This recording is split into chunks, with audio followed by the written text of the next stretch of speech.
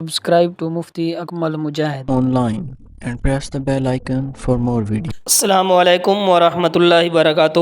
سامعین مکرم، نماز فجر پڑھنے کے بعد آپ یہ تین الفاظ ضرور پڑھیے۔ نماز فجر ادا کر لینے کے بعد یہ تین الفاظ پڑھنا آپ بالکل بھی نہ بھولیے۔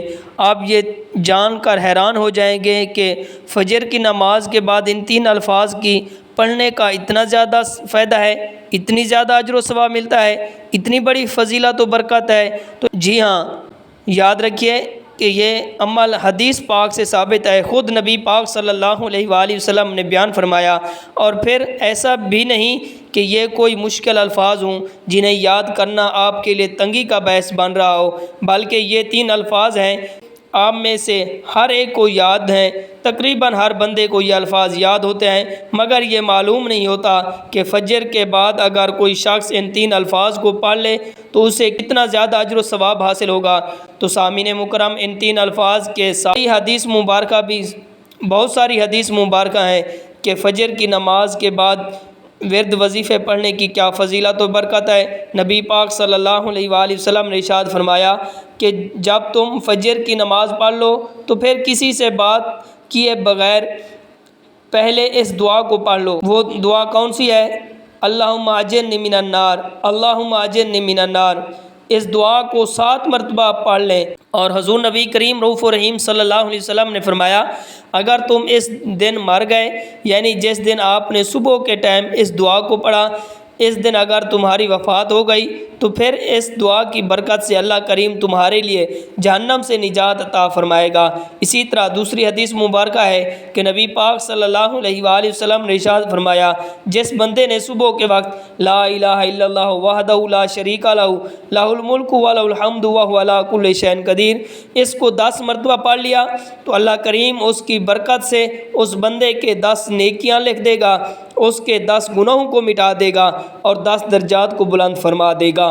اور پھر فرمایا اس کے لیے 4 غلام آزاد کرنے کے برابر اللہ ثواب عطا فرمائے گا۔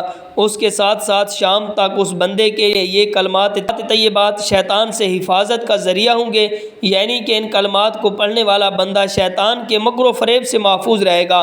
پھر فرمایا کہ جو شخص مغرب کی نماز کے پڑھنے کے بعد ان کلمات کو پڑھے گا تو اس سے صبح تک یہ سب انعامات حاصل ہوں گے۔